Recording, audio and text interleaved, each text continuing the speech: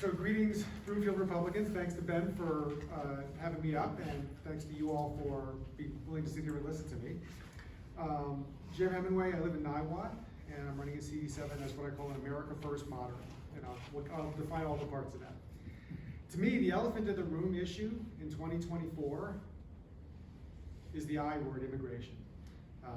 When I see the images at the border, 10,000 people a day, 300,000 in December, or 3 million for the year 2023.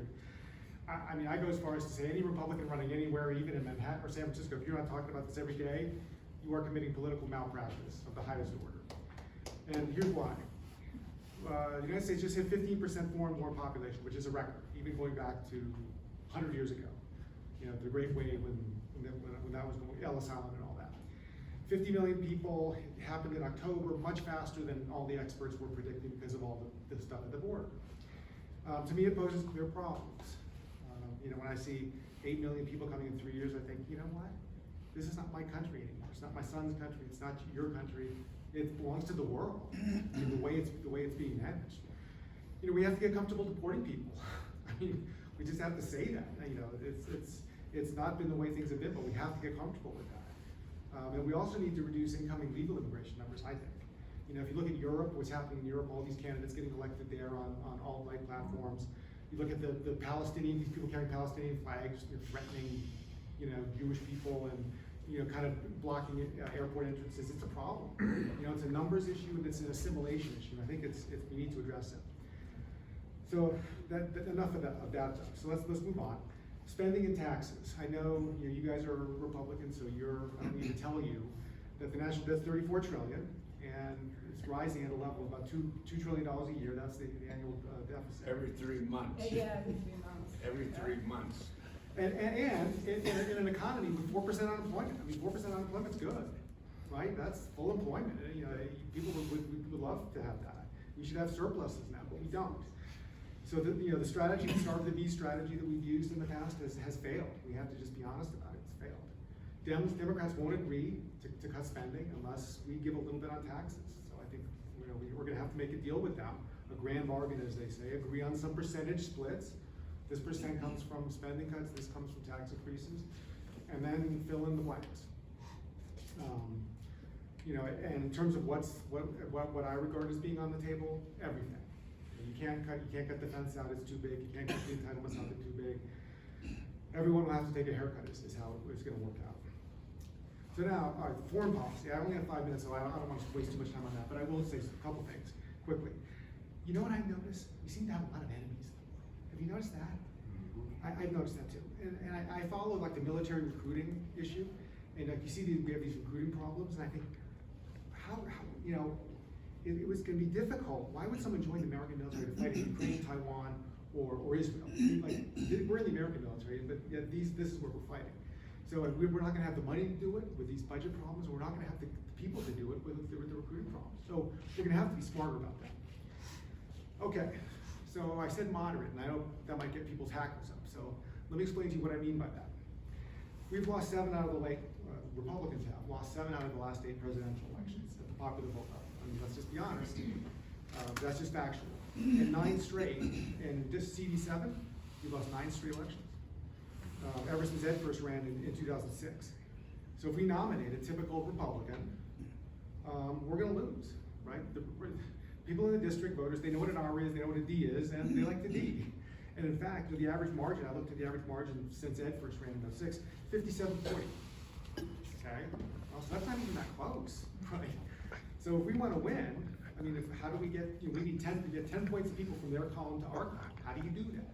Well, you got to make some changes, and then you got to talk about them and be honest about them. So here, I'll give you 2 things, and one or maybe both will be controversial. But I say global warming is the first thing we gotta switch on. 2023 is the hottest year ever. Go look at NASA, NOAA. They all say the same thing: hottest year ever. I think one of the reasons that we're locked out of popular support among college-educated voters, losing support there, a lot of high-end people in the federal government and science, the science and the national security community, is because of this issue. Because we just don't want to accept the reality of this issue, and I think we should solve it. And the way you solve it We need a carbon tax, a refundable carbon tax, so people don't pay more. You pay more when you buy gas, or you pay a utility bill, or you do anything, but then you get a check back for a few $1,000s at the end of the year, which more than offsets that. But if we don't do something, we're going to be faced with a couple of problems. Piecemeal efforts, like we see now, electric vehicle mandates, renewable energy mandates. The forces that want to solve it are going to solve it that way. We can do it this way, and death of 1,000 cuts, or we can do it the big comprehensive way with a carbon tax. On the guns, I'm a gun owner. I own guns, I shoot, I hunt. But here's the thing. In the last 15 years, for those of you who follow the issue, because I do, we've gotten 3 very, very good Supreme Court rulings. Heller, McDonald, and New York Rifle and Pistol Association. Your rights to own guns and keep and bear arms never been stronger, never been stronger. And so people come around and say, come in to get your guns, to get your guns. They're not, they can't. They're very, we're in a very strong position. So when you're in a strong position, you want to be magnanimous towards the side for political, if nothing else, political optimization. Now, if we, for example, things like universal background checks, red flag laws, if you look at the polling on those, 80+% support that. And so if we say no, every time there's a mass shooting, we say no, can't do anything, can't do anything. I think that's bad. I think that's bad for, in the long term, in terms of maintaining support, popular support for gun rights. Because you look at the abortion issue, that the Dobbs decision came down, took away the legal mandate, put it in the Constitution, but there's an enormous level of popular support for it now. And so we have to keep that for guns as well. On my website, I say Dems aren't wrong about everything, because we need to get some of their support, and I believe that. There's a couple issues that, believe it or not, I don't think Joe Biden's wrong on. He's wrong on most things, but I can pick out 1 or 2 things that I think he's right on. We have to get 10% of their voters, and there's just no way, 2 ways about that. I've given you my two issues. I think if you think back to the definition of insanity that we all hear, doing the same thing over and over again, hoping for different results. We can do that, but I would lose if I did that. Those aren't even my views. These are my views, and I think we would lose. So I think we need to, I think we do need to make some change. So thank you for hearing me out. I asked you for your support electorally, but also financially. I mean, I'm contributing money to my campaign, but it costs money, and there's only so much I can do. So anyway, so thank you, and I hope to talk to you more. Let's get some Website? questions. Is there a website? Yeah, I have cards, so Okay. I have cards. Make sure we get them. Do I have that?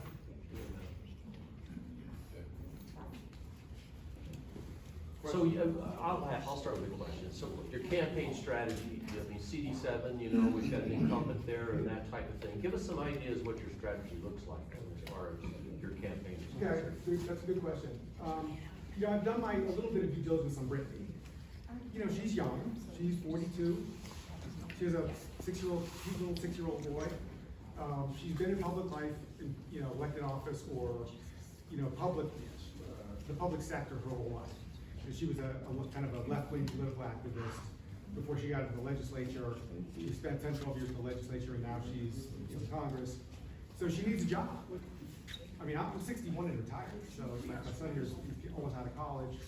I'm in a different phase of life. I don't need a job, and I'm not looking for a paycheck or a career stepping stone. I mean, if this doesn't work, I'll just go back to being retired. Whereas Brittany doesn't have that freedom. And so you look at her, you look at Democrats in general, they circle the wagons on this. I don't know if you guys follow this immigration HR2 bill. Congress passed it. That's the Republican House answer for what we need to do in the short run anyway. It got no Democrat votes, none.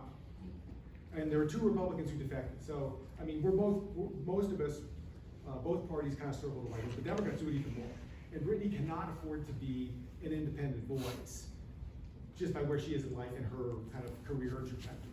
Whereas I can be an independent voice, and some of the things I've said tonight should convince you of that. So my strategy would be to proactively try to get some of the voters that are in that independent, in the middle kind of on some of these issues, and appeal to them and say, look, if you didn't vote for Eric because of this, if you didn't vote for Casper Stockman because of this, if you didn't vote for Don Niederberg because of this, don't let that be a problem with me. Okay. Good. Any other questions?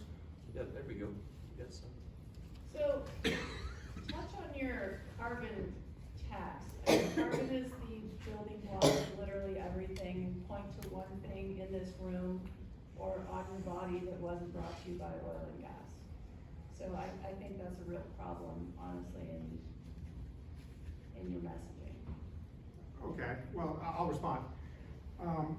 Like what you're saying is true. I mean, the CO2 has a concentration in the atmosphere. And before the Industrial Revolution, it was 280 parts per million, now it's 450. Carbon, you're right, it's necessary for life, but so is testosterone and estrogen. But if you change the mix in her or me or anybody here, wacko things could happen. So yes, it is necessary, but at a certain level. And if you change it too much, who knows what's gonna happen? And what we see now is things are happening. Sir, she has a degree in electrical engineering, a master's from CU Boulder. I have a chemical engineering degree from College School of Mines. We know climate change well, it's a lie. There No you one go. can prove how much fossil fuels, no one can answer this question. How much are the use of carbon-based fuels contributing to climate change? Is it 50% or 0.0001%? I presented that to government scientists, PhDs at universities. No one can answer it. There's too many unknowns. You're walking on a lying platform. How much tax do you pay on your investment income? I don't know. Do you pay It's none some? of your business. No, but as a rate, as a tax rate, like when I was working, I was paying 25–30% tax on my income. So why is it so outrageous that we can pay tax on any other basis? If it's I solving the don't, problem. I won't vote for one that stands a platform that's a lie, okay, that's the bottom line. Well, why do you think, why is every scientific body? I don't care what the majority says, the majority's often wrong. The sun controls our atmosphere. We don't have anything to do with it. You cannot prove climate change, it's one of the biggest lies since evolution. Well, okay, a lot of people believe it. A lot of people believe a lot of lies. We don't wanna go into a debate at this point. Well, So- I can show some graphs, if you wanna see some graphs. No. I can show you some. No. See, you don't wanna face the truth, buddy. No. Other questions, other topics? Anybody else? Marty, Yes, speak Marty. up. Well, I've got a couple issues. One is the immigration, and the other is the climate change. So I would suggest our party needs to move the discussion away from the either or and move it to a topic beyond. For example, on immigration, maybe we should stop talking about shutting it off or turning it off or how we distribute all these people or wherever. Maybe we should talk about, is our population gonna grow or shrink? And our population will shrink without immigration. So an issue that we need to come to grips with is how many people do we want to allow in the country so that it just at least stays even or grows slightly. So that's a different discussion and it raises a different point with voters. Okay, that's my first issue. Who's paying? Well, Hold on. well, separate from that, for a political point making, dealing with your opposition is what I'm suggesting. Is don't get into the either or thing, because then you get into the 60-40 thing, or the, whatever it is. Say, why can't we talk about how many people we need to allow into the country? Let's get some agreement on that. Okay, that's my point number one. So extensional discussion beyond the either or. Okay, now I've got another point I want to make. That's my point on immigration, and you can take that or leave it. I would suggest that if you get into the either or thing, you're gonna lose in that district. You're gonna lose. Just because there's too many do-gooders and too many people with soft hearts and not tough enough to say no. Okay? Now, my other point is I'll leave that with you for now. I'll let somebody else. Okay. All right, one more question, yep. I just wanted to add something to the immigration issue. I agree with you that we've got to control our borders. That's part of what a government is supposed to do. But part of that could be also, and I think everybody would agree on, is figuring out like a way of selecting those people we let in and those that we don't, because some of the problems that are coming up are national security issues. Like, we don't know how many terrorists we've let in, or how many people who are, just out and out criminals we've let in.